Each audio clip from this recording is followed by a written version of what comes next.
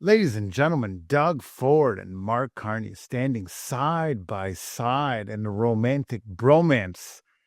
This is what government is all about.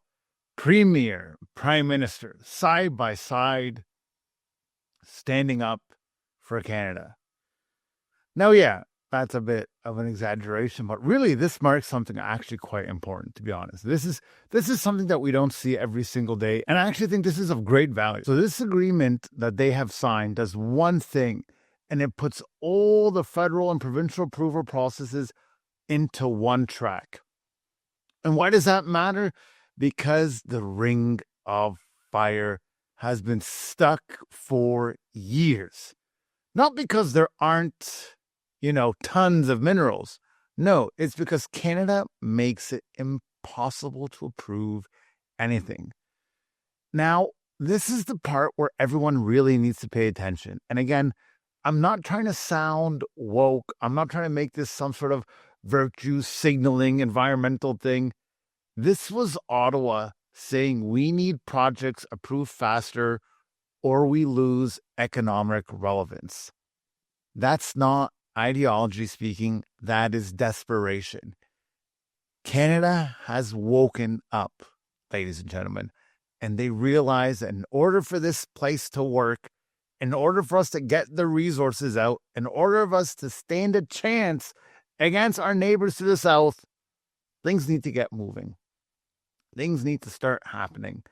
And Carney frames this as a streamlining exercise while leaving Bill C-5 on the table, which allows Ottawa to override timelines when it suits them. And Doug Ford leaves Bill 5 on the table, which allows Ontario to suspend provincial and municipal laws. So let's be honest. What they're trying to say is trust us while holding emergency-style powers behind their backs. That's not reassuring. It's how do I put this? It's almost as if it's conditional competency. And the real risk is that this only works if Indigenous consultation is real, if court challenges are avoided, and if timelines are enforced without shortcuts. If they screw that up, this doesn't unlock Canada. It detonates in the court. And that's really the analysis that we need to have, is that although this is really good news in terms of being able to get things to market, being able to get rid of tons and tons of red tape that has constantly stopped Canada from doing anything, right? Because let's just be honest here. We have had this ring of fire for years. We have had these resources in our ground for years. We have never taken them out of the earth. So now, will they? That's kind of the trick here. Will they actually go and do it? Will this actually benefit the taxpayers? Lots to be seen. But let's not get too ahead of ourselves, because Carney actually did a move. Love him or hate him, he did a move that I think every Canadian can kind of be proud of, right? And the move really caused a giant explosion, because Carney says U.S. access to Canadian critical minerals is not assured. Very politely, very eloquently, the way Carney does his move, he literally gave an uppercut to our neighbors in the South. He literally told them, I know you're used to getting all our stuff at wholesale, and I know you've been our neighbors forever, but I don't know if we're going to share anymore.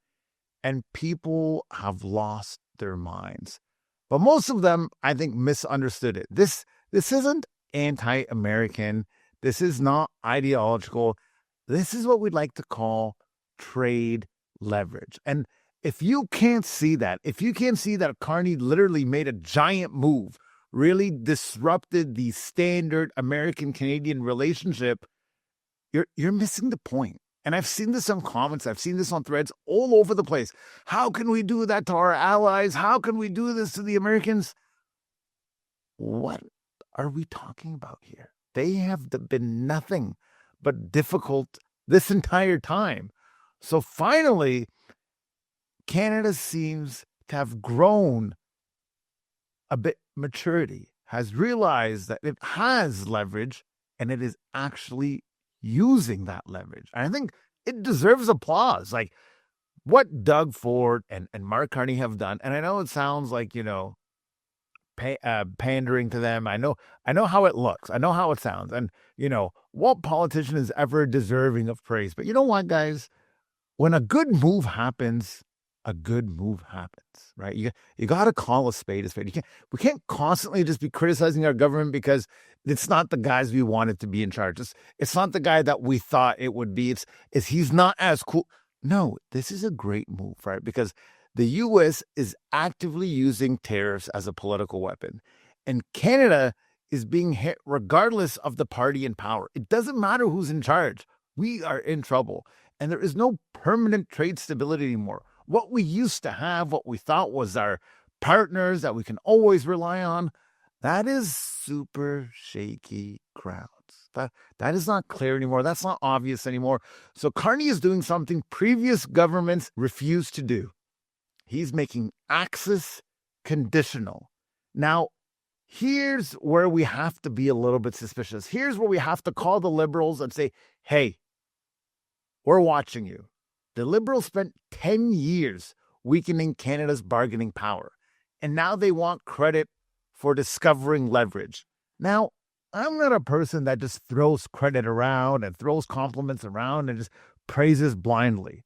We are intelligent, vigilant, proud Canadians, and we want to make sure that our government is doing right by all of us. And that's really the name of the game here. So what we have to be aware of is what's happening right now. If I were to give it an analogy or, a metaphor or whatever it is, what they're doing right now is basically setting your house on fire and then bragging about finding a hose, right? This is basically what the Liberals are doing right now. They've put us in such a weak position that now they're like, guys, hey, look, I got it. I can put this fire out. Yeah. Thank you for making us useless all this time. I'm glad you found it. So hard to digest what's actually happening, but I guess the name of the game here is better late than never. And every serious country has conditions for this stuff, guys. Like this isn't something unorthodox, right? Everything has conditions to access. They link resources to broader relationship. They refuse automatic entitlements. This is normal stuff, guys. The mistake conservatives are making is that they're screaming traitors and that this is treacherous and this is terrible for Canada and terrible for our relations with the Americans. You know what, guys? Prove you can execute without blowing this thing up. It's up to the Liberals right now. They're in charge. They constantly keep getting more seats. The whole government is switching to their side. So, okay, you're almost at a majority. You almost got everybody on board. Can you make sure not to mess this up? This is your chance. Ball is in your court, as they say. Let's see what they do next, because they at least made the move. They at least put their cards on the table, and a move has finally happened. And to make things even more exciting, this is the point that most people are really missing, is Canada isn't flirting with the UK. Canada is re-anchoring.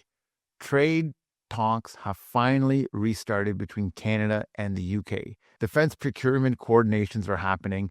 AI collaboration is happening. Critical mineral processing is happening. Why? Because Canada has learned something very uncomfortable. Depending on one superpower is no longer a safe bet. The US is politically volatile.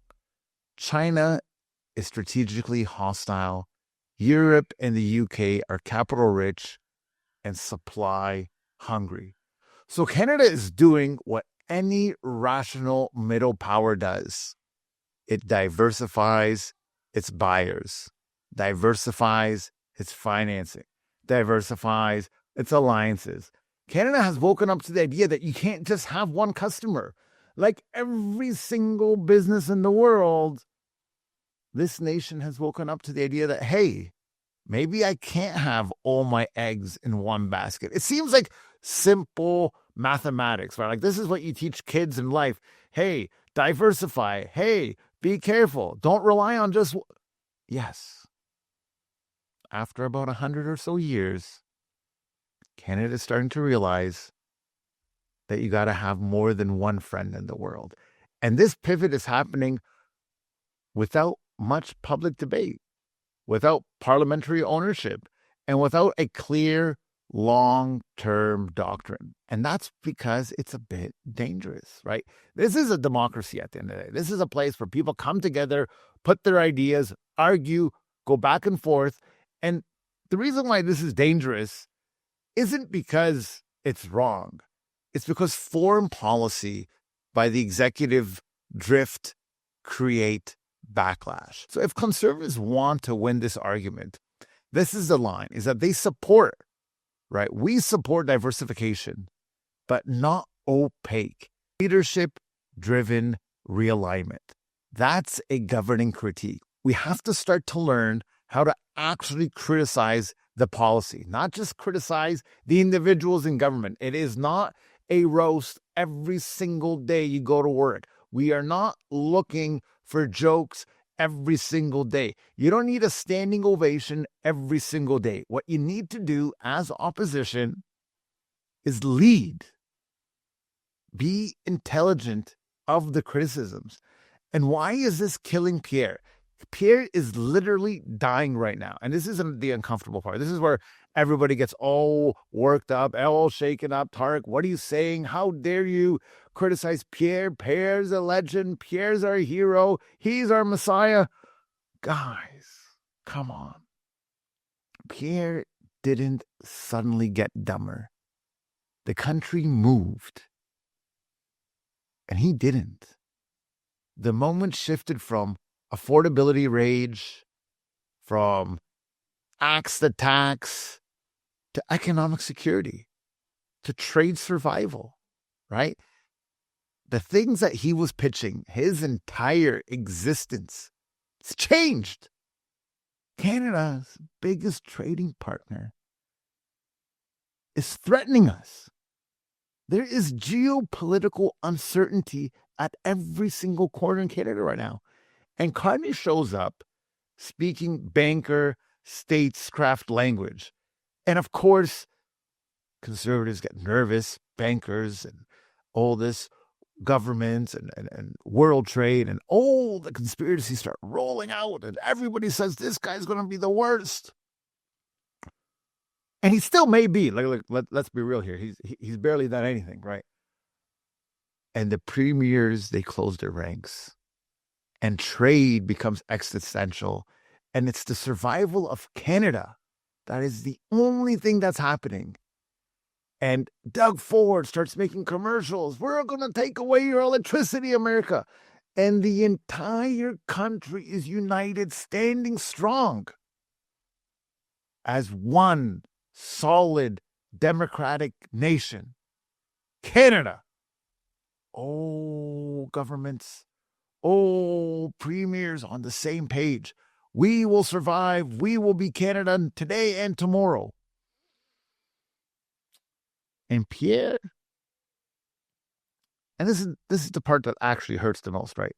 And Pierre is still talking like it's the convoy rally, as if there's still this whole truckers thing and it's us against them and left and right. And there's no bench behind him anymore. Everyone is leaving. No successors, no economic heavyweights, no foreign policy depth. So when the narrative shifts from everything's broken to who can manage this crisis, the conservatives have stalled. And I know what you're thinking. I know you're thinking, oh my God, Tarek, you're just listening to the CBC. You're just some liberal, blah, blah. No, I'm not. But I can see the writing on the wall. I'm not just living and breathing snippets of just hating on the opposite team. I'm on Team Canada. I'm on team we need our nation to survive. I'm on team this country needs to survive for my grandchildren. I'm on the team where we need to win. as a nation, this is not media bias. This is not structural weakness. These are hard-hitting facts. The reason everyone is shipping off from Pierre's boat is because Pierre has no clue how to govern anymore. And the actual story trying is all these three things together. The actual story is that Canada is repositioning itself economically, and that trade leverage is replacing trade loyalty, and alliances are being diversified, and speed is finally replacing paralysis. And the opposition is not structurally ready to challenge that moment. And it's not because conservatives are wrong, but it's because they are not framed for governance yet. And what everyone needs to pay attention to right now, because so many things happen. There's no replacement for Pierre, right? He has led his government into this horrible scenario where there's no challenge anymore. When there was Andrew Scheer, there was Aaron O'Toole. When there was Aaron O'Toole, there was Pierre Poilievre, because the leadership allowed for other ideas to survive. The leadership gave room for people with different thoughts and different opinions to actually converse and argue and discuss. And Pierre has destroyed everybody's soul in that opposition party right now. There is only Pierre. And if you look around to find another leader in that camp, you know what you find? Nothing. There is nobody there anymore. They have all been left hung to dry. So you don't beat the Liberals by denying this reality. You beat them by owning competence harder than they do. And right now, Canada is acting like a country under pressure. And the question is, who looks ready to run when things get worse? If you look to the Conservatives, they are nowhere to be seen.